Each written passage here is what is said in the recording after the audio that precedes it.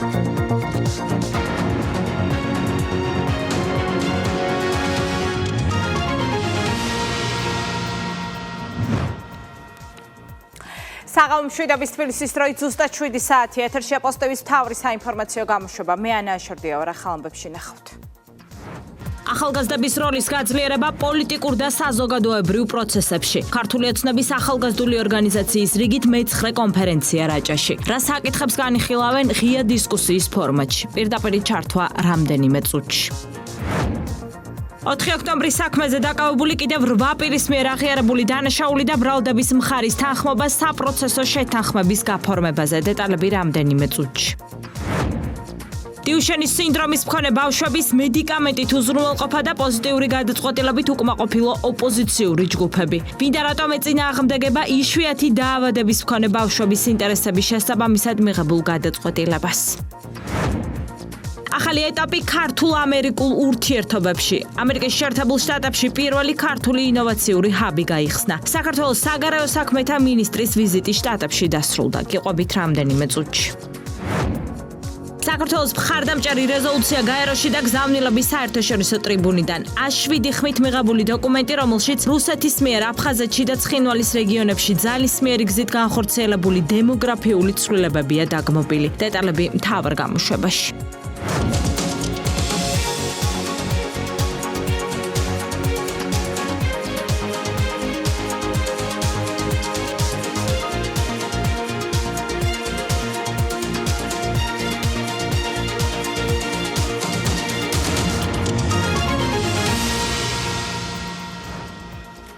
რიგით მე-9 რეგიონული კონფერენცია და ახალგაზრდების ჩართულობის გაძლიერება პოლიტიკურ და საზოგადოებრივ ცხოვრებაში. ქართული ოცნების ახალგაზრდული ორგანიზაციის კონფერენციას დღეს რაჭა მასპინძლობს. ქვეყანაში მიმდინარე პროცესები, დასაქმება, განათლება, ახალი პროექტები, ეს ის საკითხებია, რომელიც რაჭა ლეჩხუმსა და ქვემო სვანეთში მცხოვრებ ახალგაზრდებთან ღია დისკუსიის რეჟიმში განიხილება. შეხვედრას ესწრება ცოტნე ივანიშვილი. ტურნე 10 რეგიონს მოიცავს, შემაჯამებელ შეხვედრას კი თბილისი უმასპინძლებს. ჩვენი კორესპონდენტი ნუცა კოროშინაძე გვერდება თემის დეტალებით რაჭიდან პირდაპირ ეთერში. ნუცა, გისმენთ. დიახ, ანა, ახალგაზრდული ორგანიზაციის რიგით მე-9 შეხვედრას რაჭა მასპინძლობს. შეხვედრა ამ წუთებში მიმდინარეობს, რომელსაც რაჭა ლეჩხუმ ქვემო სვანეთის მცხოვრები ახალგაზრდები ესწრებიან. შეხვედრას ესწრება ცოტნე ივანიშვილი. ეს არის ღია დისკუსიის ფორმატი. აქ შეკრებილმა ახალგაზრდებმა მათთვის საინტერესო შეკითხვები უკვე დასვეს. მათ შორის დაისვა პოლიტიკური კითხვები. პროცესი ამ წუთებშიც მიმდინარეობს. ზოგადად ახალგაზრდული ორგანიზაციის შეხვედრების მთავარი მიზანია, რომ პოლიტიკურ ცხოვრებაში მაქსიმალურად იყვნენ ახალგაზრდები ჩართულები და მათ შორის გადაწყვეტილების მიღების პროცესში მაქსიმალურად იყოს გათვალისწინებული ახალგაზრდების აზრი, რადგან რეგიონის გამოწვევები მათ ყველაზე უკეთიციან და მათ ასევე ყველაზე უკეთისიან ის საჭიროებები, რაც რეგიონს კიდევ უფრო მეტად გააუმჯობესებს.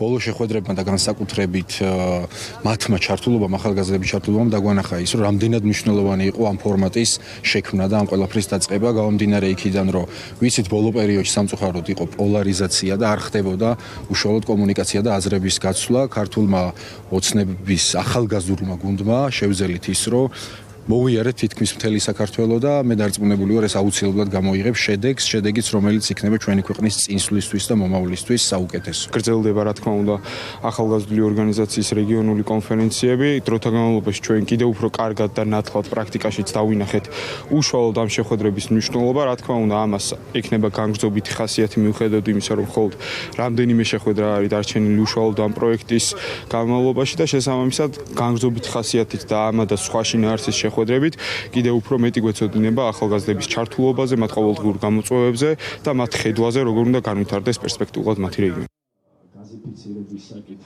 როგორც უკვე აღნიშნეთ, ეს არის ახალგაზრდული ორგანიზაციის რიგით მე-9 შეხვედრა. ჯამში დაგეგმილი არის 10 შეხვედრის გამართვა. ამის შემდეგ კი უკვე თბილისში გაიმართება შემაჯამებელი შეხვედრა, რა დროსაც იქნება განხილული ის მთავარი საკითხები, რასაც შეხვედრები გამოაშკარავებს.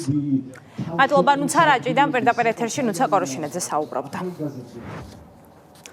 პრეზიდენტის სასახლეში შეჭრის საქმეზე დაკავებული კიდევ 8 პირის მიერ აღიარებული დანაშაული და ბრალდების მხარის თანხმობა საპროცესო შეთანხმების გაფორმებაზე. 4 ოქტომბრის მოვლენებთან დაკავშირებით დაკავებული 7 პირის აღიარების შემდეგ წარდგენილ ბრალს კიდევ 8 პირი დაეთანხმა. ყველა მათგანი აღიარებს და ინანიებს ჩადენილ დანაშაულს, რის საფუძველზეც მათ საპროცესო შეთანხმება გაუფორმდებათ. შესაბამისი პროცედურის დასრულების შემდეგ კი გათავისუფლდებიან. მმართველი გუნდის შეფასებით ბრალდებულების მხრიდან ძალადობის აღიარებამ წერტილი დაუსვა შიდა თუ გარე ძალების სპეკულაციურ მცდელობებს ძალადობა სიკეთე წარმოეჩინეთ. ხელისუფლება კიდევ ერთხელ ადასტურებს მზაობას შესაბამისი სამართლებრივი რეაგირებისთვის იმ შემთხვევაში თუ დანარჩენი ბრალდებულების მხრიდან ჩადენილის აღიარება მოხდება. დეტალებით ნანუკა წითელაშვილი. ალექსანდრე გოგოლაძე, სულხან აბრალავა, ევა შაშიაშვილი, გოჩა ყატაშვილი, დავით ღურწკაია, ჯანდრი თირქია, რამაზ ჯორბენაძე და გენადი კელიხაშვილი. 4 ოქტომბრის ძალადობრივ მოვლენებში მონაწილე 7 პირის შემდეგ ბრალს კიდევ 8 პირი აღიარებს. სინანული და დანაშაულის აღიარება სწორედ ის გახდა სახელმწიფო ბრალდებისთვის საპროცესო შეთანხმების საფუძველი. ბრალდებულმა სრულად აღიარა წარდგენილი ბრალდება თავის მხრივ სრულად დამნაშავედ და ასევე უდაოდ მიიჩნია მტკიცებულებები. მათ ასევე განცხადებით ჰქონდათ მომართული ჩვენთვის და შესაბამისად აღნიშნული სისხლის სამართლის საქმე ამ 8 პირის მიმართ გამოიყო საპროცესო შეთანხმების გაფორმების მიზნით. ნებისმიერი პირი, რომელიც აღიარებს ჩადენილ დანაშაულს და მოგმართავს განცხადებით, რომ მას გაუფორმდეს საპროცესო შეთანხმება, ჩვენ მზად ვართ, რომ მასთან ვიმჯელოთ საპროცესო შეთანხმების გაფორმების თაობაზე. აღიარების სანაცვლოდ 8 ბრალდებული ნაცვლად პატიმრობისა 3 წლიან პირობით სასჯელს მიიღებს. რამდენიმე დღეში მას შემდეგ, რაც სასამართლო მხარეებს შორის მიღწეულ საპროცესო შეთანხმებას დაამტკიცებს, დაკავებულები გათავისუფლდებიან. მხარეთა შეთანხმებას საფუძვლად, რომ ბრალდებულების მიერ დანაშაულის დადასტურება და ჩადენილი ქმედების გამო სინანული უდევს, ამას მათი ადვოკატებიც ადასტურებენ. რამაზ ჯორბენაძემ, გენადი კელიხაშვილმა და დავით ღურწკაიამ აღიარეს ბრალი და მზად არიან პროკურატურას გავაფორმოთ საპროცესო შეთანხმება. ეს პროკურატურისგან იყო დათმობა და კეთილინება და მისასალმებელი. ბრალდებულების მიერ საპროცესო შეთანხმების სურვილმა და თავისუფლებისკენ მიმავალმა გზამ, როგორც აღმოჩნდა, იმედი მხოლოდ ნაციონალურ მოძრაობას გაუცროა. პარტიაში თქვეს, რომ 4 ოქტომბრის ძალადობრივ მოვლენებში მონაწილე პირები, რომლებმაც დანაშაული მოინანიეს, ისეთივე ძლიერები ვერ აღმოჩნდნენ, როგორც მაგალითად მათი პარტიის ლიდერი და ყოფილი თავმჯდომარეა. ჩვეულებრივი რიგითი მოქალაქეები არიან და ყველას ვერ მოვთხოვთ რაღაცა განსაკუთრებულ გმირობას, როგორცაც ჩადის თქვა პრეზიდენტი სააკაშვილი, ლევან ხაბეიშვილი. 4 ოქტომბრის ძალადობრივ მოვლენებში მონაწილე რამდენიმე პირის აღიარება სახელისუფლებო გუნდისთვის დადასტურებაა, რომ ძალადობის სიკეთეთ წარმოჩენის მცდელობა ყოველთვის წარუმატებელი იქნება. საპარლამენტო უმრავლესობის წევრების განცხადებით ბრალდებულებს დანაშაულის ჩადენისკენ შიდა და გარე აქტორებმა უბიძგეს. მათი აღიარებით კი ყველანაირ სპეკულაციას წერტილი დაესმევა. ფაქტია, რომ ეს ის ჯგუფი ადამიანების, რომლებიც შიდა და გარე რადიკალებმა წააქეზეს დანაშაულზე, წააქეზა აი იმ რადიკალურმა ოპოზიციამ ერთის მხრივ და მეორეს მხრივ ბრიუსელიდან წამოსულმა განცხადებებმა წააქეზა დანაშაულზე, წაიყვანეს დანაშაულზე, გაწირეს ციხისთვის, მიატოვეს ციხეში ეს ადამიანები. იყო მცდელობა ხელისუფლების ძალადობრივად ხელში ჩაგდების არის სწორედ ის აღიარებული დანაშაული, რომელიც ჩვენ მოვისმინეთ იმ პირებისგან. ეს აღიარება არის საქართველოს სახელმწიფოს წინაშე. და ეს არის იმის წინაპირობა, რომ ყველა საქართველოში დავფიქრდეთ, რომ არასდროს არც ერთ შემთხვევაში და არც ერთ ვითარებაში სახელმწიფო გადატრიალებების გზით და ვთქვათ ასეთი არაკონსტიტუციური გზებით კეთილდღეობას ამ ქვეყანაში ვერ მივახცევთ. მას შემდეგ, რაც რამდენიმე დღეში სასამართლო მხარეებს შორის მიღწეულ საპროცესო შეთანხმებას დაამტკიცებს, ბრალდებულების ხდომათა დარბაზიდან გათავისუფლდებიან. იმ პირების საქმე, რომლებმაც ბრალი აღიარეს, ცალკე განიხილება. პროკურატურა კი მზად არის სინანულისა და აღიარების შემთხვევაში საპროცესო შეთანხმება 4 ოქტომბრის საქმეზე დაკავებულ სხვა ბრალდებულებთანაც ინდივიდუალურად გააფორმოს. 93% შემცირებული მიმართვიანობა სტრასბურგის სასამართლოში და სახელმწიფოს მიერ მოგებული დავები. ადამიანის უფლებათა ევროპული სასამართლოს მიერ საქართველოს მიმართ გამოტანილ გადაწყვეტილებებსა და განჩინებების აღსრულებასთან დაკავშირებით იუსტიციის მინისტრის მოადგილე პარლამენტის წინაშე მოხსენებით წარსდგა. ბექა ძამაშვილმა ყურადღება გაამახვილა ევროპის სასამართლოში სახელმწიფოს წინააღმდეგ მიმართვიანობის კლების ტენდენციაზე, ასევე კონკრეტული სტატისტიკა წარმოადგინა სტრასბურგის სასამართლოს გადაწყვეტილებების აღსრულებასთან დაკავშირებით, რომელიც მისი თქმით მართლმსაჯულების სისტემაში განხორციელებული რეფორმების ეფექტიანობას ადასტურებს. მოსმენა კითხვა-პასუხის რეჟიმში გაგრძელდა. სოსო ელისაშვილი გიამბობთ. საქართველოს მიერ მოგებული საქმეები სტრასბურგის სასამართლოში 3000-დან 200-მდე შემცირებული მიმართვიანობა 2012 წლის შემდეგ და ქართული მართლმსაჯულების სისტემის მაღალი რეპუტაცია. ადამიანის უფლებათა ევროპული სასამართლოს მიერ საქართველოს მიმართ გამოტანილი გადაწყვეტილებების აღსრულების შესახებ ანგარიში პარლამენტის ადამიანის უფლებათა დაცვისა და იურიდიულ საკითხთა კომიტეტებს იუსტიციის მინისტრის პირველმა მოადგილემ წარუდგინა. ბექა ძამაშვილის განცხადებით 2026 წლისთვის ადამიანის უფლებათა ევროპულ სასამართლოში საქართველოს წინააღმდეგ 225 მიმდინარე საქმეა, ბოლო 15 წლიან პერსპექტივაში კი ეს რიცხვი 93%-ითაა შემცირებული. რაც შეეხება ზოგად სტატისტიკას, მინისტრის მოადგილის თქმითვე საქართველო 2025 წელს საჩივრების სიმცირით 29 ევროპულ სახელმწიფოს უსწრებს, საიდანაც 19 ევროკავშირის წევრია. ერთ სულ მოსახლეზე წარმოებული საქმეების სიმცირით კი 27 ევროპულ სახელმწიფოს, საიდანაც 14 ევროკავშირის წევრი ქვეყანაა. ჯამში საქართველოს წინააღმდეგ 293 საქმეზეა დარღვევა დადგენილი, საიდანაც 253 დარღვევა 2012 წლამდე პერიოდზე მოდის. მათი დიდი ნაწილი უკვე აღსრულებულია, ნაწილზე კი მუშაობა მიმდინარეობს, თუმცა კანონდარღვევების ხანდაზმულობიდან გამომდინარე ფაქტობრივი გარემოებების დადგენა გამოწვევად რჩება. წამების აკრძალვა და სიცოცხლის უფლების დარღვევა ძირითადად ეს ჯგუფი შეეხება გამოძიების ეფექტიანობის საკითხს. მოწმეების ნაწილი ან გარდაცვლილია, ან საქართველოში აღარ არიან, ან უჭირთ საქმისთვის მნიშვნელოვანი გარემოებების გახსენება და მათ შორის მტკიცებულების შეგროვებაც დიდ სირთულეებთან არის დაკავშირებული. თუმცა მიუხედავად აღნიშნულისა, ამ ჯგუფის ფარგლებში დღის ჩათვლით მოხერხდა 16 საქმის დახურვა. ქვეყანაში რომ წამება აღარ არის სისტემური პრობლემა, ეს ჯერ კიდევ 2015 წლიდან ხაზგასმით აღნიშნა წამების საკითხებში გაეროს სპეციალურმა მომხსენებელმა ხუან მენდესმა პენტენციური სისტემის თანამშრომლების მხრიდან პატიმრებზე ძალადობის ერთი შემთხვევაც კი არ დაფიქსირებული. ბექა ძამაშვილმა რელიგიური, სექსუალური თუ სხვა უმცირესობების მიმართ დისკრიმინაციული მოპყრობების შემთხვევები, ასევე ოჯახში ძალადობის საქმეების მიმოიხილა და განმარტა, რომ ორივე მიმართულება სახელმწიფოსთვის პრიორიტეტს წარმოადგენს, რასაც არაერთი კუთხით განხორციელებული რეფორმებიც ადასტურებს. მინისტრის მოადგილემ ყურადღება იმ რეზონანსულ საქმეებზეც გაამახვილა, რაც ქვეყნის შიგნით პოლიტიკური სპეკულაციების საგანი ხშირად ხდებოდა, თუმცა ყველა მათგანი საქართველომ მოიგო. ქართული მართლმსაჯულების სისტემის დამოუკიდებლობასთან დაკავშირებით კი შენიშვნა არ დაფიქსირებულა.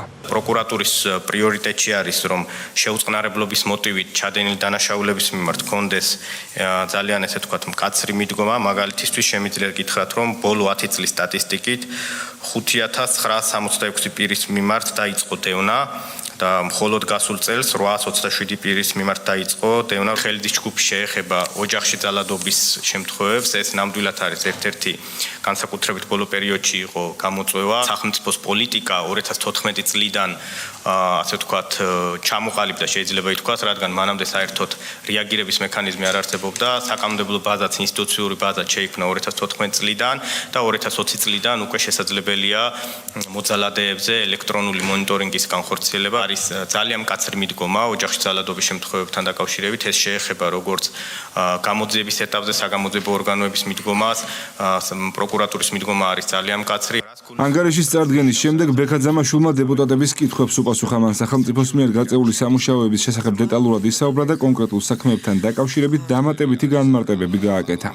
93%-იანი კლება ნიშნავს თუ არა იმას, რომ ადამიანები საქართველოს მოქალაქეები საქართველოში პოულობენ დიახ სამართლიან და მათ შორის ეფექტურ მართლმსაჯულებას. საქართველოს მოსახლეობას აქვს უფრო მაღალი ნდობა მართლმსაჯულების სისტემის. მართლმსაჯულების სისტემაში გულისხმობ როგორც საგამოძიებო ორგანოებს, ისე სასამართლო სისტემას, რადგან ადამიანი ევროპულ სასამართლოში მიდის საჩივრით, მას შემდეგ რაც ის ქვეყნის შიგნით ვერ დაკმაყოფილდება და იძულებული არის რომ სამართალი სხვაგან ეძებოს. ანუ ერთის მხრივ ეს რაოდენობა არის მკვეთრად შემცირებული და მეორე მხრივ ეს რაოდენობა ასევე აჩვენებს იმასაც, რომ ის რაოდენობის საჩივრები, რაც შედის ევროპულ სასამართლოში, იმათგანაც თვითონ ევროპული სასამართლო უკვე ისე ენდობა ქართულ მართლმსაჯულებას, როდესაც ის კითხულობს საჩივარს. საჩივრების დიდი რაოდენობა შეიძლება საერთოდ ისე ამოირიცხოს, რომ არც გაუჩნდეს კითხვა და მთავრობაში არც გამოაგზავნოს. ბოლო წლების ტენდენციებიც გითხრათ, ბოლო წლების განმავლობაში, ბოლო 2 წლის განმავლობაში რა ტიპის საქმეები არის უფრო ხშირად? ეს მაინტერესებს და კიდევ აღსრულების პროცესში ხარვეზები. არა მხოლოდ ბოლო 2 წელში, ბოლო 5 წელში სტაბილურად ეს ნიშნული, რასაც დღეს ინარჩუნებს, აი რომელზეც მე გესაუბრებოდით, რომ 29 ევროპულ სახელმწიფოს უსმენთ, აი ამ ნიშნულზე არის საქართველოს წინააღმდეგ არსებული საქმეების რაოდენობა, სადღაც 200 საჩივრის ფარგლებში მერყეობს. საქართველოს წინააღმდეგ აღსასრულებლად შევიდა 11 საქმე და აქ მიწერი ახლა რო არ გამორჩეს. იგივე რაოდენობის 11 საქმე შევიდა საფრანგეთის წინააღმდეგ, 16 საქმე შევიდა პორტუგალიის წინააღმდეგ, 21 საქმე ხორვატიის წინააღმდეგ, 25 სომხეთის წინააღმდეგ, 25 ბულგარეთის წინააღმდეგ, 25 სლოვაკეთის წინააღმდეგ, იტალიის წინააღმდეგ, 75 მოლდოვის წინააღმდეგ, 48 უკრაინის წინააღმდეგ, 159. გადატვირთულობის თემა, რა თქმა უნდა, არის გამოწვევა, მათ შორის მაგიტომაც ხორციელდება ეს რეფორმა სასამართლო სისტემაში, რომ რაც შეიძლება მეტი მოსამართლე და კვალიფიციური მოსამართლე იყოს, რაც უფრო მეტი მოსამართლე იქნება სისტემაში, უფრო სწრაფად მოხდება საქმეების განხილვა, თუმცა ყველა სამართლის უზენაესობის ინდექსით საქართველოს ამ მიმართულებით არის რეგიონშიც და ყველა კანდიდატ სახელმწიფო შორის მოწინავე ადგილებში. საკმაო რაოდენობის იყო ოჯახში ძალადობასთან დაკავშირებული საქმეები, რაც ნამდვილად არის გამოწვევა და ამ კუთხით საგამოძიებო სისტემა აქტიურად მუშაობს, მათ შორის პრევენციაზე, არა მხოლოდ გამოვლენაზე. დისკრიმინაციის საქმეები იყო, განსაკუთრებით ახლა ბოლო პერიოდში იყო ეს სექსუალური უმცირესობებთან დაკავშირებული საქმეები. ყველა იმ კანონთან დაკავშირებით, რომელსაც თქვენ ახსენებთ, არც ერთ მათგანზე ჯერ რაიმე ხარვეზი სტრასბურგის სასამართლოს არ დაუდგენია. ყველა ესეთი რეზონანსული საქმე, რომელზეც თითქოს საზოგადოების გარკვეული ნაწილი ქვეყნის შიგნით თანხმდებოდა ხოლმე, რომ რაღაც პრობლემულია, ან რეპრესიულია, ან ასე შემდეგ, აბსოლუტურად ყველა ასეთ საქმეზე ევროპულ სასამართლოში საქართველოს აქვს სუფთად მოგებული. იუსტიციის მინისტრის მოადგილე მეგრედ წოდებულ მილაძის საქმეზეც გაამახვილა ყურადღება, რომელიც ოპოზიციის აქტივისტის ირაკლი მილაძის მიერ სოციალურ ქსელში გავრცელებული შეურაცხმყოფელი ვიდეოს გამო დაჯარიმებას ეხებოდა. სახელმწიფო სტრასბურგის სასამართლომ ამ შემთხვევაშიც გაამართლა და განმარტა, რომ საჯარო მოხელეების დაცვა სახელმწიფოს არათუ უფლება, ვალდებულებაა. ცხადი ამ საქმეში ვერ მოხდება, თუმცა ეს 2026 წლის საქმეა უკვე, მაგრამ ფიქრობ სულ ეხლა ხანს იყო და ძალიან საინტერესო საქმე არის მილაძის საქართველოს წინააღმდეგ გულისხმობ. ამდენად პრეცედენტული იყო ეს გადაწყვეტილება ზოგადად, არა მხოლოდ საქართველოს მიმართებით, არამედ იგივე თქვა სოციალური ქსელების, როგორც საჯარო სივრცე მოხსენიების და ასე შემდეგ. ევროპულმა სასამართლომ აი ამ არა მხოლოდ ამ ორ ნაწილზე გაიზიარა იუსტიციის სამინისტროს პოზიცია. საჯარო მოსამსახურეს უნდა ჰქონდეს საკუთარი საქმიანობის მშვიდ გარემოში წარმართვის შესაძლებლობა და იმიტომ რომ ადამიანს რაღაც თანამდებობა უკავია, ეს არ ნიშნავს მან ლანძღვაგინება ვინმესგან უნდა ისმინოს, ეს ძალიან მკაფიოდ გაანმარტა ევროპულმა სასამართლომ.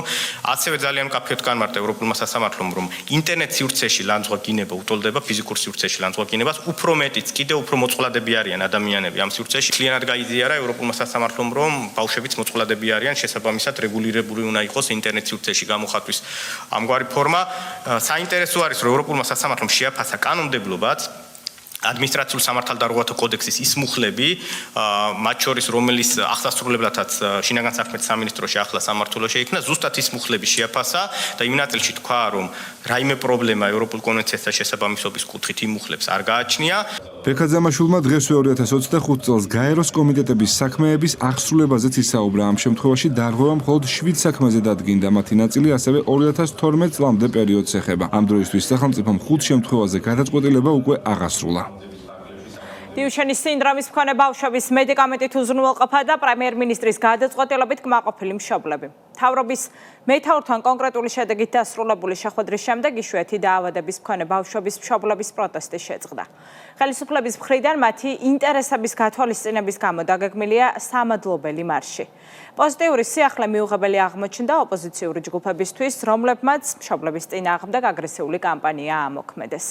სიძულვილის ენა და შეურაცხმყოფელი რიტორიკა. აგრესიული კამპანიის ორგანიზატორები არ მალავენ, რომ დიუშენის სინდრომის მქონე ბავშვების მედიკამენტით უზრუნველყოფა და პროტესტის შეწყვეტა მათ ინტერესებში არ შედიოდა. ანა შანიძე გიამბობთ. დიუშენის კუნთოვანი დისტროფიის მქონე ბავშვების მშობლებსა და პრემიერ-მინისტრს შორის გამართული შეხვედრის პოზიტიური შედეგები. ნეგატიური აღმოჩნდა ოპოზიციურად განწყობილი ჯგუფებისთვის. მას შემდეგ, რაც აქციები შეწყდა, მშობლები თავდასხმის სამიზნეები გახდნენ. აგრესიული კამპანიის მონაწილეები პოლიტიკურ მიზნებს არ მალავენ და ადასტურებენ, რომ დიუშენის სინდრომის მქონე ბავშვების მედიკამენტით უზრუნველყოფა და პროტესტის შეწყვეტა მათ ინტერესებში არ შედიოდა. ფსიქოლოგიურ ტერორს კი სიძულვილის ენის გამოყენებით და შეურაცხმყოფელი რიტორიკით ახორციელებენ. ამათი პროტესტის იმედი გქონდა, თუ თქვენი გამყიდველი დედავატირე. გაიკეთეთ ეგ წამალი თქვენ რუსებზე მიყიდულებო. თქვენი შვილები კი არ გადაარჩინეთ, მომავალი დაიღუპეთ, კოლაბორაციონისტებო. ვინც ქოცებისგან ფულს აიღებს, მისი შვილი სულ რომ მოკვდეს არ შემეცოდება. კაია რუსული ფურით მკურნალობა. როგორ გულშემატკივრობდი ამ ხალხს და როგორ შემაძულეს თავი მე მაგ კანცელარიაში მისვლას მერჩივნა ბენზინი გადამესხა და თავი დამეწვა. შიში მაქვს რომ ტყუილი დაპირება არ იყოს და დრო არ გაწელონ უსასრულოდ. პროტესტის შეწყვეტა ნაადრევი ხომ არაა? მე მშობლები უარესად შემეცოდა მეტირება სიცოცხლის ფასად ღირსება დააკარგინეს, შეთანხმებამ გამაოგნა. დიუშენის სინდრომის მქონე ბავშვების მშობლებსა და პრემიერ-მინისტრს შორის გამართული შეხვედრის შედეგებს გვერდს ვერ უვლის ოპოზიცია. თუმცა რატომღაც ხელისუფლების მიერ მიღებულ გადაწყვეტილებაში საკუთარ წვლილსაც ხედავს. ამავდროულად გია ბარაბიძეს უჭირს იმ აგრესიული კამპანიის დაგმობა, რომელსაც ოპოზიციურად განწყობილი ჯგუფები აწარმოებენ. ყველანი ერთად ვიყავით პრინციპულები, ვინც კი ნორმალური იყო მხარს უჭერდა ამ ბავშვების ბედის გადაწყვეტა სხვა, ვინ რას იტყვის ქვეყანაში, ჩვენი პასუხი არის ეს, რაც ახლა მოვისმინეთ. ოპოზიციის მხარდამჭერების მხრიდან მშობლების წინააღმდეგ წარმოებული აგრესიული კამპანია არ უკვირს სახელმწიფო გუნდს. მმართველ პარტიაში აღნიშნავენ, რომ მორალისგან დაცლილი ჯგუფები პრობლემის გადაჭრით დაინტერესებულები არც არასდროს ყოფილან და დიუშენის სინდრომის მქონე ბავშვების საკითხს პოლიტიკური ინტერესების შესაბამისად იყენებდნენ. ჩვენ გვყავს რადიკალების ჯგუფი, რომლისთვის მნიშვნელობა თემას არ აქვს, შეუძლიათ ყველაფერი ასე ვთქვათ, მათი პოლიტიკური დღესდღეობით გამოიყენონ, აქ მორალი მათთვის არ მოქმედებს.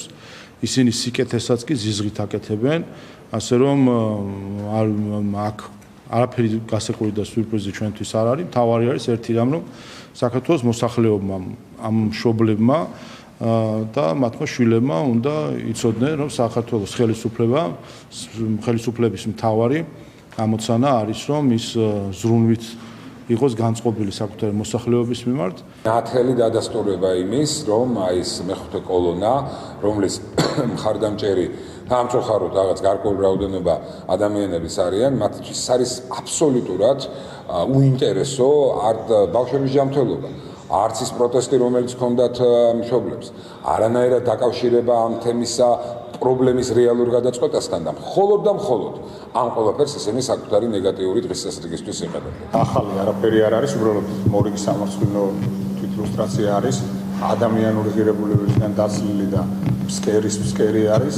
დიუშენის კუნთოვანი დისტროფიით დაავადებული ბავშვების მედიკამენტით უზრუნველყოფის საკითხზე სამუშაო ჯგუფი უახლოეს მომავალში შეიქმნება. მთავრობის მეთაურთან გუშინ გამართული მეორე შეხვედრის შემდეგ ცნობილი გახდა ისიც, რომ კონკრეტული მედიკამენტების შესყიდვის შესახებ საბოლოო გადაწყვეტილების მიღება სხვადასხვა ფაქტორის, მათ შორის ფარმაცევტული კომპანიების მიერ შეთავაზებული პირობების გათვალისწინებით მოხდება. ძალიან დიდი მადლობა ყველას გვერდში დგომისთვის, თანადგომისთვის. მადლობა ბატონ კობახიძესაც, ჯანდაცვის მინისტრსაც, რომ საბოლოოდ ამ ბავშვებს მისცა საშუალება სიცოცხლის. სადაო არ დარჩა არაფერი და დავტოვეთ ამიტომ პროტესტის ადგილი. იშვიათი დაავადების მქონე ბავშვების საუკეთესო ინტერესებიდან გამომდინარე მიღებული გადაწყვეტილების შემდეგ მშობლების რამდენიმე თვიანი პროტესტი შეწყდა. უახლოეს დღეებში იგეგმება მხოლოდ მადლობის მარში. ქართულ-ამერიკული თანამშრომლობის ახალი ეტაპი ამერიკის შეერთებულ შტატებში პირველი ქართული ინოვაციური ჰაბი გაიხსნა. პლატფორმა ქართველ მეწარმეებს, სტუდენტებს და მეცნიერებს ამერიკული კაპიტალის მოზიდვაში საკუთარი შესაძლებლობების განვითარებასა და გლობალურ კომპანიებთან თანამშრომლობაში დაეხმარება. თანამედროვე ტექნოლოგიებისა და ინოვაციების ინდუსტრიული ცენტრის საზეიმოდ გახსნის ცერემონიაზე დამსწრე სტუმრებს საქართველოს საკარავო საქმეთა მინისტრმა მიმართა. ამერიკის შეერთებულ შტატებში ვიზიტის ფარგლებში მაკა ბოჭორიშვილმა ორმხრივი შეხვედრებიც გამართა. მარიამ რადიანი გიამბობთ. ჩვენ გვქმნით ახალ ხიდს, რომელიც იდეებს დააკავშირებს ახალ შესაძლებლობებთან და საქართველოს აქცევს ადგილად, სადაც ოცნებები გეოგრაფიით ვერ შეიზღუდება. ქართულ-ამერიკული ურთიერთობების გაღრმავებისკენ მიმართული მორიგი ნაბიჯი ამჯერად ტექნოლოგიური კუთხით გადაიდგა. სან-ფრანცისკოში ქართული ინოვაციების ჰაბი გაიხსნა. საზეიმო ცერემონიაზე მისულ საპატიო სტუმრებს სიტყვით საგარეო საქმეთა მინისტრმა და სან-ფრანცისკოს მერმა მიმართეს. გამოსვლებისას ხაზი მათ ახალი ტექნოლოგიური პლატფორმის მნიშვნელობასა და ქართულ-ამერიკული კავშირების გაძლიერებას გაუსვეს. სან-ფრანცისკო არის ინოვაციებისა და კრეატიულობის გლობალური სიმბოლო, სადაც წარმოსახვა რეალობად გარდაიქმნება და იდეები კომპანიებად იქცევა. ეს არის ადგილი, სადაც ოცნებები მომავლად შენდება. სწორედ ამიტომ ვართ დღეს აქ და ვიწყებთ ახალი კავშირების შენებას საქართველოს მზარდი პოტენციალისთვის. საქართველო პატარა, თუმცა სტრატეგიული ქვეყანაა, რომელიც თავად არის დამაკავშირებელი ხიდი ევროპასა და აზიას შორის და წარმოების მნიშვნელოვანი მაკავშირებელი დიდ ბაზრებთან. ეს ჰაბი იქნება ადგილი, სადაც ინოვაციები საზღვრებს გადაკვეთს და პარტნიორობები გადაიქცევა გრძელვადიან თანამშრომლობად. საქართველოს სწრაფად ყალიბდება მეწარმეობის ცენტრად ევროპისა და აზიის გზაჯვარედინზე და ჩვენ ვიცით, რომ ეს ცენტრი დაეხმარება უფრო მეტ ადამიანს სან-ფრანცისკოში ამ ფაქტის გაცნობიერებაში. მე ვიყავი საქართველოში და უნდა ვთქვა, რომ შემიყვარდა ეს ქვეყანა. ეს არის ქვეყანა 3,700,000 მოსახლეობით და განათლების მაღალი დონით. საქართველოში მე ძალიან თბილად მიმიღეს. ჩვენი ოფისი გავხსენით. ნოემბერში აქ რიგით მესამე სამიტის ჩატარებას ვგეგმავთ და საქართველოში შექმნილ ან ქართველების მიერ დაფუძნებულ 20 საუკეთესო ტექნოლოგიურ სტარტაპს წავიყვანთ.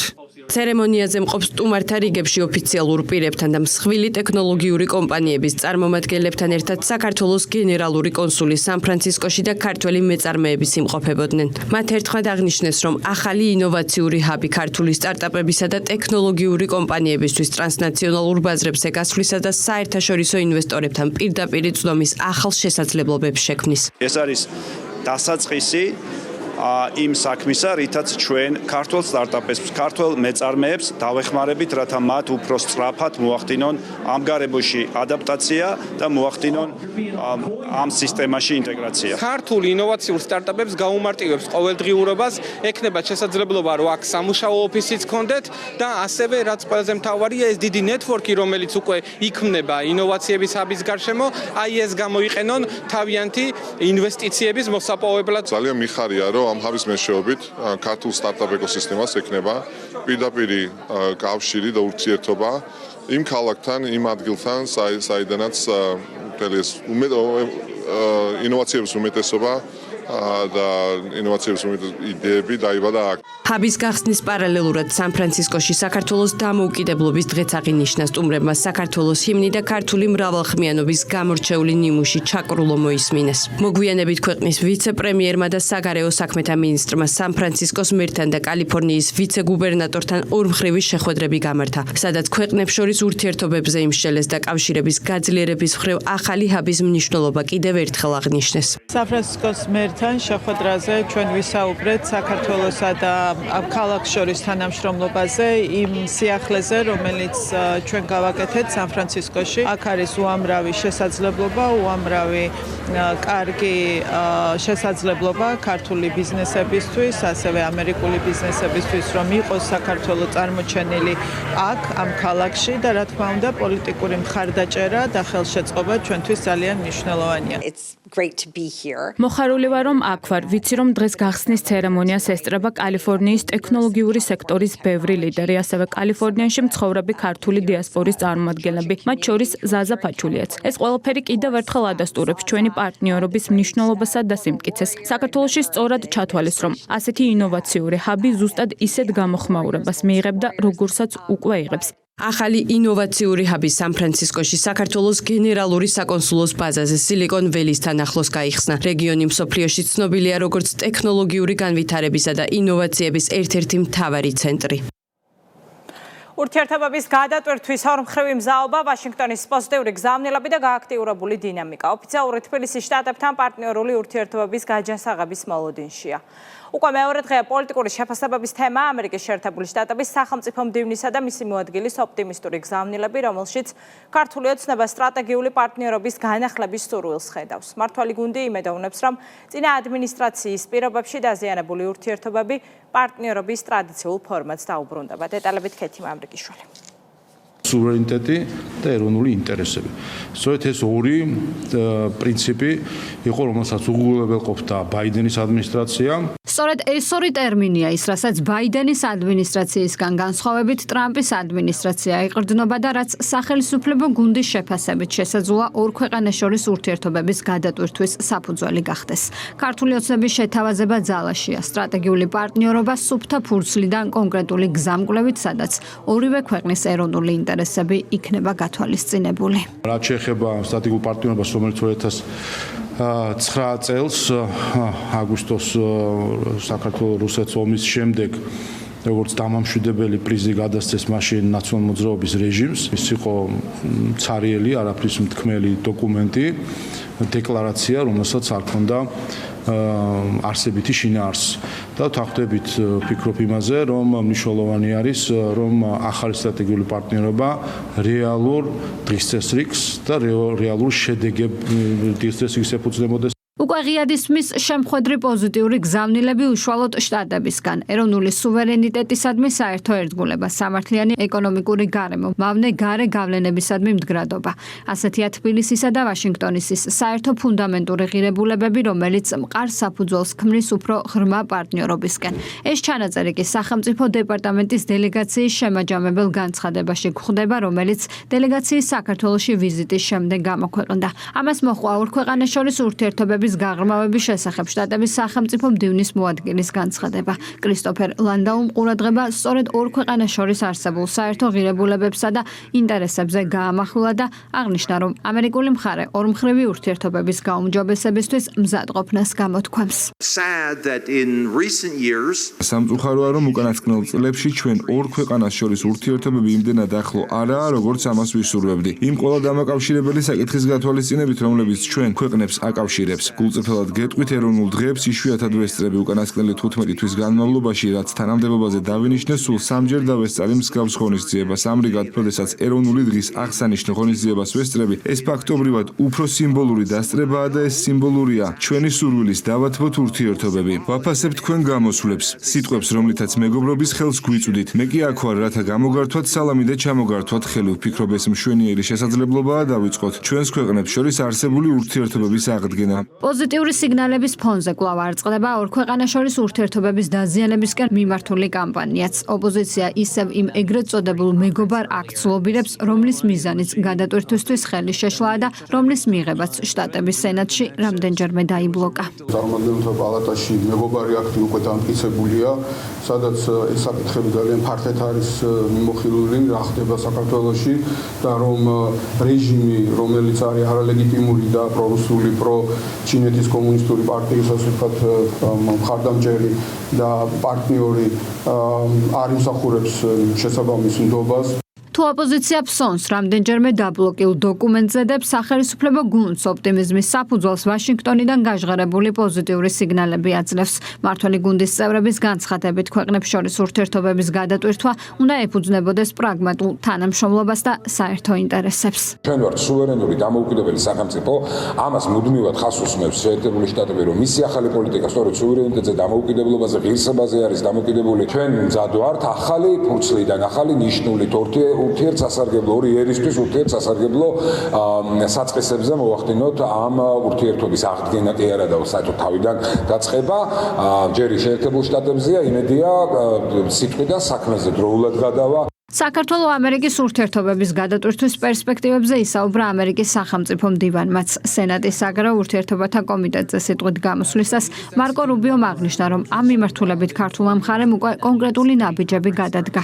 ახლა მთავარი კითხვაა, როდის გადაიზრდება პოზიტიური გზავნილები კონკრეტულ ქმედებებში, რომელიც ორ ქვეყანას შორის სტრატეგიული პარტნიორობის განახლების საფუძველი გახდება. საქართველოს ოკუპირებული ტერიტორიების შესახებ რეზოლუცია გაეროში, რომელმაც უპრეცედენტო მხარდაჭერა მიიღო. დოკუმენტს, სადაც რუსეთის მიერ აფხაზეთში და ცხინვალის რეგიონებში ძალისმიერი გზით განხორციელებული დემოგრაფიული ცვლილებებია დაგმობილი, მხარი 107 ქვეყანამ დაუჭირა. თანაავტორთა რაოდენობა კიდევ 4-ით გაიზარდა და 68-ს მიაღწია. პარალელურად გაეროს მაღალი რანგის ტრიბუნიდან საქართველოს მხარდამჭერი გზავნილები გაჟღერდა გაეროდან. მოსკოვს საქართველოს მიმართ შესასრულებელი საერთაშორისო ვალდებულებები კიდევ ერთხელ შეახსენეს. საერთაშორისო ასპარეზზე მიღებული უპრეცედენტო მხარდაჭერა სახელმწიფო გუნდისთვის დიპლომატიური წარმატების მორიგი დასტურია. უფრო ვრცლად რა წერია დოკუმენტში, ნინო სალუქვაძე კი ამბობთ. საქართველოს ოკუპირებული ტერიტორიების შესახებ რეზოლუციამ გაეროში უპრეცედენტო მხარდაჭერა მიიღო. დოკუმენტს, სადაც რუსეთის მიერ აფხაზეთში და ცხინვალის რეგიონებში ძალისმიერი გზით განხორციელებული დემოგრაფიული ცვლილებებია დაგმობილი, მხარი 107 ქვეყანამ დაუჭირა. ინიციატორი კი საქართველოსთან ერთად 68 ქვეყანა იყო. რეზოლუცია ადასტურებს დევნილთა უფლებას ეთნიკური კუთვნილების მიუხედავად დაბრუნდნენ საკუთარ სახლებში ღირსეულად და უსაფრთხოდ და ხაზს უსვამს მათი საკუთრების უფლების პატივისცემისა და დაცვის აუცილებლობას. ამ რეზოლუციის პროექტის მთავარი მიზანი უცვლელი რჩება რეაგირება მოახდინოს იმ დევნილთა და ლტოლვილთა ჰუმანიტარულ მდგომარეობაზე, რომლებიც იძულებულნი გახდნენ და ეტოვებინათ თავიანთი სახლები 1990-იანი წლებიდან დაწყებული ეთნიკური წმენდის თანმიმდევრული ტალღების დროს, რამაც კულმინაციას მიაღწია 2008 წლის აგვისტოში საქართველოს წინააღმდეგ განხორციელებული სრულმასშტაბიანი სამხედრო აგრესიით. დღემდე ისინი მოკლებულნი არიან საკუთრების უფლებას და თავიანთ მუდმივ საცხოვრებელ ადგილებზე უსაფრთხო და ღირსეული დაბრუნების ფუნდამენტურ უფლებას.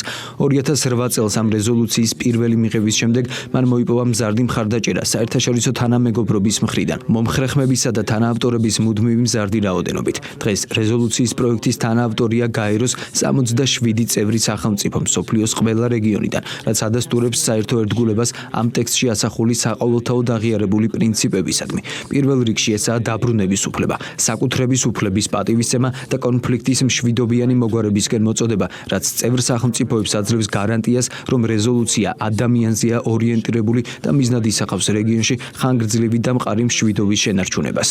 გაეროს მაღალი რანგის ტრიბუნიდან საქართველოს მხარდამჭერი გზავნილებიც გაჟღერდა. გაეროდან მოსკოვს საქართველოს მიმართ შესასრულებელი საერთაშორისო ვალდებულებები კიდევ ერთხელ შეახსენეს. ყველა წევრი სახელმწიფოს ვალდებულება და ერთგულება საქართველოს სუვერენიტეტის, დამოუკიდებლობისა და ტერიტორიული მთლიანობის მიმართ მის საერთაშორისოდ აღიარებულ საზღვრებში, როგორც ეს დადასტურებულია უშიშროების საბჭოს რეზოლუციებში საქართველოს შესახებ. ჩვენ ვაგრძელებთ დიპლომატიური ძალისხმების გაწევას ჟენევის საერთაშორისო დისკუსიებში კვლავ რჩება დიალოგის მნიშვნელოვან ფორმატად. ამ პროცესის ფარგლებში ძალისხმევა უნდა გაძლიერდეს მშვიდობის, უსაფრთხოებისა და ადამიანის უფლებების დაცვის განმტკიცებისთვის. ამიტომ ჩვენი ამოცანაა არა მხოლოდ რეზოლუციების მიღება, არამედ მათი აზრით აღხსება.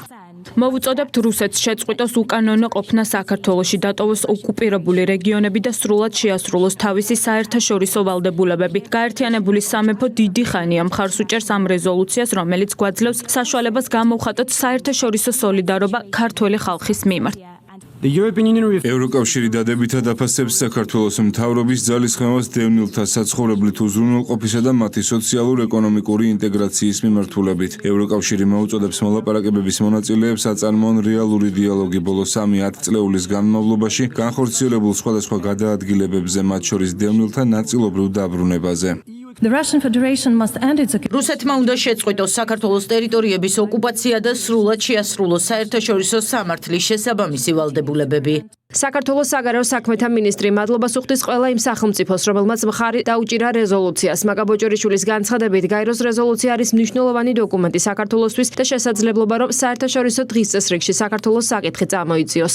ქართული დიპლომატიური სამსახური ძალიან ბევრს მუშაობს მთელი წლის განმავლობაში იმისათვის, რომ უმაღლესი მხარდაჭერა იყოს მოპოვებული სწორედ საქართველოს რეზოლუციაზე. ჩვენ ნახეთ წელსაც გაზრდილი რაოდენობა თანასპონსორების, რაც ძალიან მნიშვნელოვანია. ეს არის ის შედეგი, რაც მოაქვს ძალიან ინტენსიურ მუშაობას გაეროს წევრ ქვეყნებთან და მხარდაჭერები, რომელიც ასევე მნიშვნელოვანია და აისახა წელსაც რეზოლუციის მხარდაჭერაში. საერთაშორისო ასპარეზზე მიღებული უპრეცედენტო მხარდაჭერამ მმართველი გუნდისთვის დიპლომატიური წარმატების მორიგი დასტურია. სახელმწიფო პარტიის წევრების შეფასებით იზოლებით გადაადგილებულ პირთა სახლებში დაბრუნების საკითხი ხელისუფლებისთვის განსაკუთრებით მნიშვნელოვანია და გაეროში მოპოვებული მხარდაჭერა დიდი გამარჯვებაა. საერთაშორისო სამართლებრივი ნორმები მნიშვნელოვანი არის ერთის მხრივ, თუმცა მეორეს მხრივ სამწუხაროდ ის იმედები, რაც საერთაშორისო სამართლის მიმართ წესებზე დაფუძნებული საერთაშორისო წესრიგის მიმართ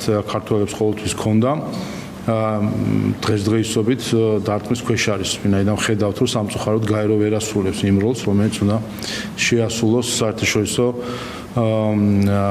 წესების უზრუნველსაყოფად, კონფლიქტების გადასაწყვეტად, მაგრამ მეორეს მხრივ თავად ინდივიდუალურად სახელმწიფოების მხრიდან რეზოლუციის მხარდაჭერა აჩვენებს, რომ დღის წესრიგში მაღლა დგას საქართველოს ტერიტორიული მთლიანობის, სუვერენიტეტის და დევნილების სახში დაბრუნების საკითხი. წლიდან წლამდე საქართველოს ხელისუფლების საგარეო საქმეთა სამინისტროს გაეროში საქართველოს ელჩის ძალიან მნიშვნელოვანი ღვაწლით და საქმით ხდება ის, რომ სახელმწიფოთა რაოდენობა, რომელიც ხარს უჭერს ამ რეზოლუციას იმატებს, ჩვენთვის ძალიან მნიშვნელოვანია, არა მხოლოდ რეზოლუცია ცხადია, ეს არის საერთაშორისო სამართლებრივი აქტი. რეზოლუციას ჰუმანიტარული კონტექსტის გარდა აქვს პრაქტიკული დატვირთვაც. ვინაიდან ის გაეროს გენერალურ მდივანს რეზოლუციის შესრულების თაობაზე ყოველწლიური ანგარიშის მომზადებას ავალებს. აღნიშნული განსაკუთრებით მნიშვნელოვანია რუსეთის მიერ ოკუპირებულ საქართველოს რეგიონებში ადამიანის უფლებათა კუთხით არსებული მძიმე ვითარებისა და საერთაშორისო მონიტორინგის მექანიზმის არარსებობის ფონზე. საქართველოს აღნიშნულ რეზოლუციას გაეროს გენერალურ ასამბლეაზე 2008 წლის მაისიდან წარადგენს. რეგიონული პროცესები, გლობალური გამოწვევები და მშვიდობისა და დაკავშირებადობის მნიშვნელობა მდგრადი განვითარების რიგით მე-16 რეგიონული ფორუმი დასრულდა 2 დღის განმავლობაში. მონაწილეებმა ეკონომიკურ, სოციალურ, გარემოსდაცვით, ტექნოლოგიურ და გეოპოლიტიკურ პროცესებზე იმსჯელეს. გაიმართა მაღალი დონის პლენარული სესიები და თემატური დისკუსიები. მასშტაბურ ღონისძიებაზე ხაზი გაისვა მთავარს, რომ მშვიდობას ალტერნატივა არ აქვს, საქართველოს კი რეგიონული უსაფრთხოების მტკიცე გარანტია. დეტალებით თეკლა ბესტავაშვილი. მშვიდობა, სტაბილურობა და დაკავშირებადობა. სწორედ ეს იყო თბილისის მდგრადი განვითარების რეგიონული ფორუმის მთავარი გზავნილები.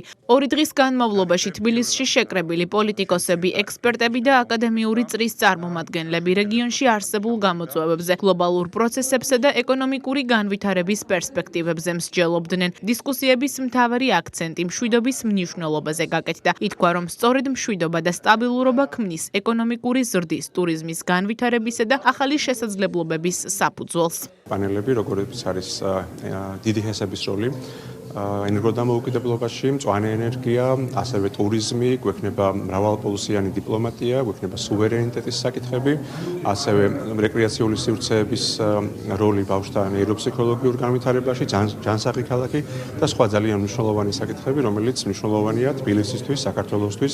მშვიდობის როლზე ქვეყნის განვითარებაში ისაუბრეს უცხოელმა მომხსენებლებმაც, განსაკუთრებით მსოფლიოში მიმდინარე კონფლიქტების ფონზე, რომელიც პირდაპირ გავლენას ახდენს როგორც ტურიზმზე, ისე ეკონომიკაზე. ამიტომ გუშინ და დღეს კიდევ ერთხელ გაესვა ხაზი უსაფრთხო გარემოს შენარჩუნების მნიშვნელობას. აღინიშნა ისიც, რომ თბილისი საერთაშორისო ვიზიტორებისთვის საინტერესო და მიმზიდველი მიმართულებაა, რომლის ტურისტული პოტენციალის სრულად ათვისებაც სწორედ მშვიდობიან გარემოზეა დამოკიდებული. მნიშვნელოვანია, რომ ადამიანებმა მიიღონ ხარისხიანი განათლება და პროფესიული განვითარება, რათა ქვეყანა მეტი ტურისტი მოიზიდოს და სტუმრებმა საქართველოში ყოფნისას უკეთესი გამოცდილება მიიღონ, რაც მათ კვლავ დაბრუნების სურვილს გაუჩენს. მშვიდობა უმნიშვნელოვანესი საკითხია. შეუძლებელია ადამიანების სიამოვნებით ესტუმრონ ისეთ ადგილს, სადაც მშვიდობა არ არის. საქართველო ძალიან მნიშვნელოვან გეოგრაფიულ რეგიონში მდებარეობს და თქვენი ნეიტრალიტეტი განსაკუთრებულად მნიშვნელოვანია. ჩვენთვის ძალიან მნიშვნელოვანია ამ ღონისძიებაში მონაწილეობა, რათა კიდევ უფრო გავაძლიეროთ თანამშრომლობა თბილისთან. მშვიდობა ტურიზმისთვის უმნიშვნელოვანესია დღეს მსოფლიოში. ვხედავთ მიმდინარე კონფლიქტებს, რუსეთ-უკრაინის ომს, ახლო აღმოსავლეთში მიმდინარე ომს და ეს ყველაფერი ძალიან დიდ გავლენას ახდენს ტურიზმზე. ტურიზმი მხოლოდ მაშინ ვითარდება, როდესაც ქვეყანა სტაბილურ და მშვიდ გარემოს სთავაზობს ვიზიტორებს. მშვიდობის გარეშე ამ ყველაფრის მიღწევა შეუძლებელია.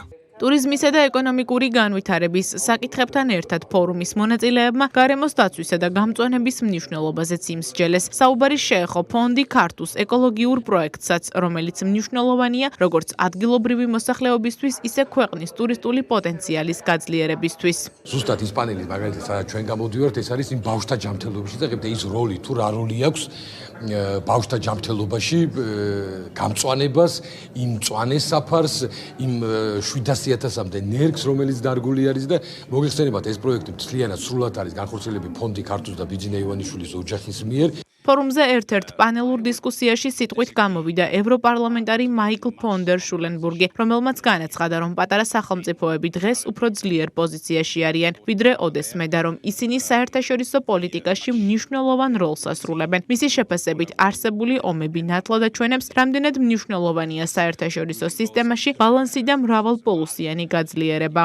პატარა ქვეყნები დღეს ისეთ ძლიერ პოზიციაში არიან, როგორც არასდროს. არ მგონია, რომ ისინი იძულებული და ვალდებული არიან, რომ აირჩიონ ერთი ან მეორე მხარე გაეროს გენერალურ ასამბლეაში სახელმწიფოების 50%-ზე მეტი, ანუ ნახევარზე მეტი, სწორედ პატარა ან საშუალო სახელმწიფოებია. ჩვენ ვხედავთ და ვეთანხმები იმას, რომ მრავალპოლუსიანი სამყარო ძლიერდება, ვითარდება, რომ შევხედოთ ამ ორ ომს, უკრაინას და ირანს. ჩვენ, ანუ დასავლეთი ორივე ომს ვაგებთ. ანუ ამერიკა აგებს ორივე ომს და სადაც ამერიკა აგებს, ევროპაზე საუბარი საერთოდ ზედმეტია მის შესაძლებლობებსა და ძალაზე. ევროკავშირს რომ შეხედოთ, ამდენი ომი მსოფლიოში არსად არის, რამდენიც არის ევროკავშირში და ევროპის ტერიტორიაზე. მდგრადი განვითარება სოციალურ-ეკონომიკური კეთილდღეობისთვის თბილისის რეგიონული ფორუმი 2 დღის განმავლობაში 1000-ზე მეტ მონაწილეს აერთიანებდა. ენერგორესურსით სარგებლობის წესების დარღვევის ფაქტებზე შინაგან საქმეთა სამინისტროში გამოძიება გრძელდება. სამართალდამცველებმა მესტიის მუნიციპალიტეტში დამატებით 47 ეგრეთ წოდებული მაინერი ამოიღეს. გამოძიების ინფორმაციით ადგილობრივების სპეციალური მოწყობილობების საშუალებით დიდი რაოდენობით ელექტროენერგიის უკანონო მოხმარებით სისტემატურად ახდენდნენ არალეგალური შემოსავლების მიღებას. აქტიური საგამოძიებო მოქმედებები მიმდინარეობს დანაშაულში ჩართული სხვა პირების გამოვლენის მიზნით. დანაშაულის 3 წლამდე ვადით თავისუფლების აღკვეთას ითვალისწინებს. სამართალდამცავების მიერ მესტიის მუნიციპალიტეტში დამატებით ჩხრეკის შედეგად 47 ცალი ეგრეთ წოდებული მაინერი ნივთკიცების სახით იქნა ამოღებული. 3 სხვადასხვა ლოკაციაზე აღმოჩენილი იქნა კრიპტოვალუტის წარმოებელი სპეციალური ელექტრომოწყობილობები. დანაშაულში მონაწილე სხვა პირების დადგენა და მათ მიმართ შესაბამისი სამართლებრივი ღონისძიებების გატარების მიზნით ინტენსიურ რეჟიმში მიმდინარეობს საგამოძიებო მოქმედებები. საქართველოს პარლამენტის დელეგაცია მონაწილეობა მიიღო დასავლეთ ბალკანეთის ევროკავშირის კანდიდატი ქვეყნების პარლამენტების ევროპასთან ინტეგრაციის კომიტეტების კონფერენციაში. ღონისძიებაში ჩრდილოეთ მაკედონიის პარლამენტის ევროპულ საქმეთა კომიტეტმა უმასპინძლა. შეხვედრის ფარგლებში გაიმართა დისკუსიები დასავლეთ ბალკანეთის რეგიონული თანამშრომლობის გაძლიერების, სატრანსპორტო და ენერგეტიკული კავშირების განვითარებისკენ. ენერგოუსაფრთხოებისა და სამხრეთ-აღმოსავლეთ ევროპის ქვეყნების ევროპული ინტეგრაციის პროცესების შესახებ. კონფერენციაზე სიტყვით გამოვიდნენ საქართველოს დელეგაციის წევრები თორნიკე ფაღავამ ყურადღება საქართველოს წინაშე არსებულ უსაფრთხოების გამოწვევებზე და ევროკავშირის გაფართოების პოლიტიკის ფარგლებში ქვეყნის განსაკუთრებულ როლზე გაამახვილა. გიორგი ჩაკვეტაძემ კი ევროპის უსაფრთხოების ენერგეტიკული და სატრანსპორტო დაკავშირებადობის გაძლიერების პროცესში საქართველოს გეოპოლიტიკურ როლზე ისაუბრა. მიუხედავად იმისა, რომ სხვადასხვა რეგიონიდან ვართ, ჩვენ გვაერთიანებს საერთო ფასეულობები და ძლიერი, მშვიდობიანი და აყვავებული ევროპის ერთიანი ხედვა. ჩვენთვის შავი ზღვა არის არა გამყოფი ხაზი, არამედ სტრატეგიული ხიდი, რომელიც აკავშირებს ევროპასა და აზიას. ჩვენი სახელმწიფო მნიშვნელოვან სატრანსპორტო, ციფრულ და ენერგეტიკულ დერეფანს წარმოადგენს, რითაც მას წვლილი შეაქვს ევროპის დაკავშირებადობაში, ენერგოუსაფრთხოებასა და ეკონომიკურ მედეგობაში. საქართველოს ევროპული უსაფრთხოების არა მხოლოდ ბენეფიციარი, არამედ მისი აქტიური კონტრიბუტორიცაა. ჩვენ მუდმივად ვამტკიცებდით ჩვენს ერთგულებას საერთაშორისო სამშვიდობო მისიებში მონაწილეობით, პასუხისმგებლიანი პოლიტიკითა და შორსჭრეტელი რეფორმებით. Ამ დროს, როდესაც ევროპა უსაფრთხოების სერიოზული გამოწვევების წინაშე დგას და უკრაინის წინააღმდეგ რუსეთის ომი გრძელდება, ერთიანობა და სოლიდარობა ისე მნიშვნელოვანია, როგორც არასდროს. 2023 წელს საქართველოსთვის ევროკავშირის კანდიდატის სტატუსის მინიჭება ისტორიული ეტაპი იყო. ჩვენ ვიცით, რომ წინ კიდევ დიდი სამუშაო გველის, თუმცა ჩვენთვის ევროკავშირის წევრობა უფრო მეტია, ვიდრე უბრალოდ პოლიტიკური მიზანი. ეს არის არჩევანი მშვიდობის, სტაბილურობის, კანონების კანონის უზენაესობისა და ძლიერი დემოკრატიული ინსტიტუტების სასარგებლოდ. უსაფრთხოების სერიოზული გამოწვევების მიუხედავად ჩვენ არასდროს გადაგვიხვევია ევროინტეგრაციის გზიდან და განვახორციელეთ კომპლექსური რეფორმები, რამაც საქართველო არაერთ სფეროში რეგიონულ ლიდერად აქცია. ინტენსიური რეფორმების პროცესის შედეგები ასახულია საერთაშორისო რეიტინგებშიც. დასავლეთ ბალკანეთის ქვეყნების გამოცდილება ჩვენთვის განსაკუთრებით ღირებულია. ჩვენ დიდი ინტერესით ვსწავლობთ თქვენს მიღწევებსა და გამოწვევებს და ამავდროულად მზად ვართ გაგიზიაროთ ჩვენი წარმატების ისტორიები ევროინტეგრაციის გზაზე. ძვირფასო მეგობრებო, საქართველო მზად არის გააღრმავოს თანამშრომლობა დასავლეთ ბალკანეთთან და თქვენთან ერთად იმუშაოს უფრო ძლიერი, უსაფრთხო და ერთიანი ევროპის შესაქმნელად. კლიმატის ცვლილებებთან გამკლავება და ქვეყნის მდგრადობის გაძლიერება საქართველოში კლიმატის ცვლილებასთან ადაპტაციის პირველი ეროვნული გეგმის შემუშავება დაიწყო. პროექტის პრეზენტაცია გარემოს დაცვის მსოფლიო დღისადმი მიძღვნილ ღონისძიებაზე გაიმართა. ეროვნული გეგმა ქვეყნისთვის პირველი სისტემური ჩარჩო დოკუმენტი იქნება, რომელიც გრძელვადიან დაგეგმვას, კოორდინაციასა და ეროვნულ და სექტორულ პოლიტიკაში ინტეგრირებას უზრუნველყოფს. გარდა ამისა, 5 ივნისი ქვეყნის მასშტაბით სხვადასხვა აქტივობებით აღინიშნა. მარიამ ნებიერიძე კი ამბობთ. გარემოს დაცვის მსოფლიო დღეს საქართველოს კლიმატის ცვლილებასთან ადაპტაციის პირველი ეროვნული გეგმის ოფიციალური წარდგენით შეუერთდა. ღონისძიების ოფიციალურ გახსნაზე გარემოს დაცვისა და სოფლის მეურნეობის მინისტრმა კლიმატის ცვლილებასთან გამკლავების მნიშვნელობაზე ისაუბრა. დავით სონღულაშვილის თქმით, გეგმა მიზნად ისახავს კლიმატის ცვლილებით გამოწვეული რისკების შემცირებას, გარემოსა და ეკონომიკის სხვადასხვა სექტორის გაძლიერებას და ქვეყნის ადაპტაციის შესაძლებლობების გაუმჯობესებას. კლიმატის ცვლილება არის ერთ-ერთი დიდი გამოწვევა, რაც არა მხოლოდ ჩვენი ქვეყნისთვის, არამედ მთელი მსოფლიოსთვის არის. კლიმატის ცვლილების ეროვნული გეგმა ეს არის ერთ-ერთი მნიშვნელოვანი დოკუმენტი, რომელიც ქვეყანამ უნდა შეიმუშაოს, რომელიც ანონსის დაანონსებას და სამუშაო პროცესი ფაქტობრივად დღეს დაიწყო. მნიშვნელოვანი პროექტი იწყება გარემოს დაცვის მიმართულებით, კლიმატის ცვლილების ადაპტაციის გეგმა, რომელიც სექტორალურად მოიცავს დეტალურ ინფორმაციას, თუ როგორ უნდა განხორციელდეს სამომავლო თქმედებები, სოფლის მეურნეობის,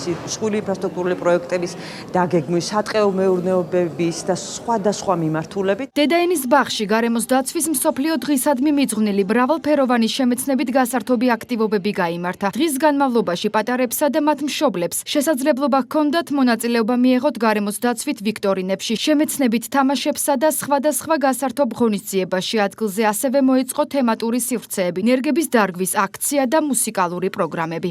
სოფლის მეურნეობის სამინისტროს ორგანიზებით დავაორგანიზეთ ეს მასშტაბური ღონისძიება, რომელიც დედაენის პარკში აღინიშნება.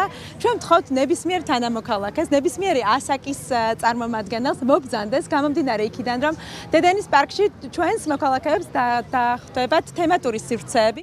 ღონისძიების ფარგლებში გარემოს დაცვისა და სოფლის მეურნეობის მინისტრმა დავით სონღულაშვილმა ეკოსა განმანათლებლო კონკურსის გამარჯვებული მოსწავლეები და პროექტ განათლება მწვანე მომავლისთვის ფარგლებში გამოვლენილი საუკეთესო პედაგოგები დააჯილდოვა. მინისტრის განცხადებით, გარემოს დაცვითი ცნობიერების ამაღლება ადრეული ასაკიდან იწყება და სწორედ ახალგაზრდებისა და პედაგოგების ჩართულობით ქმნის საფუძველს უფრო პასუხისმგებლიანი და გარემოზე მზრუნველი საზოგადოების ჩამოყალიბებისთვის.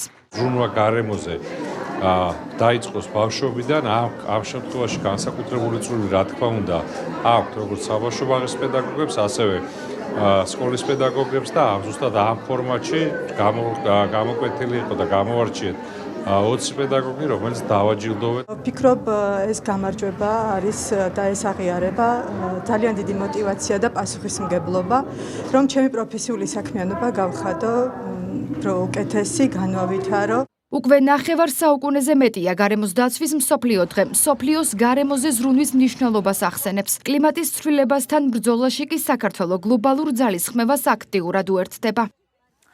ინფრასტრუქტურული პროექტების შიდა ქართლში აქტიურ ფაზაში აგარაში 500 მოსწავლეზე გათვლილი სკოლის რეაბილიტაცია დასრულდა, საკლასო ოთახები, ბიბლიოთეკა და სპორტული ინფრასტრუქტურა, საგანმანათლებლო სივრცე თანამედროვე სტანდარტების შესაბამისად მოიწყო. გორში კი საფეხბურთო ტექნიკური ცენტრისა და ხელოვნურ-საფარიანი სტადიონის მშენებლობა მიმდინარეობს, რომელიც 300 მაყურებელზე გათვლილ არენასაც ითვალისწინებს. სამუშაოების მიმდინარეობას ინფრასტრუქტურის მინისტრი ადგილზე გაიცნო. დეტალები ჩვენს სიუჟეტში. ქარელის მუნიციპალიტეტის სოფელ აგარის საჯარო სკოლის მოსწავლეების სწავლას უსაფრთხო, კომფორტულ და მათ განვითარებაზე ორიენტირებულ გარემოში გააგრძელებენ. ინფრასტრუქტურის სამინისტროს მუნიციპალური განვითარების ფონდმა 500 მოსწავლეზე გათვლილი სასწავლო დაწესებულების რეაბილიტაცია დაასრულა. შენობაში მოეწყო თანამედროვე სტანდარტების შესაბამისი საკლასო ოთახები, ბიბლიოთეკა, სამეცნიერო ლაბორატორია და სპორტული მოედნები. სკოლა მთავრობისა და მსოფლიო ბანკის თანადაფინანსებით საერთაშორისო სტანდარტების შესაბამისად განახლდა. საკმაოდ ცუდ მდგომარეობაში ვიყავით. არ იყო მოწესრიგებული ტუალეტები, თუმცა ბატონმა ზაზამ რამდენჯერმე შეეცადა და გხმარებოდა. არ ქონდა სააქტო დარბაზი. კლასებშიც ასე თუ ისე უკვე საკმაოდ დაზიანებული იყო ძველი რემონტი და ახალი სკოლა თქვენ თვითონ ნახეთ როგორიც არის არაჩვეულებრივი, ძალიან კარგი, ძალიან მაღალი დონის რემონტი ჩატარდა.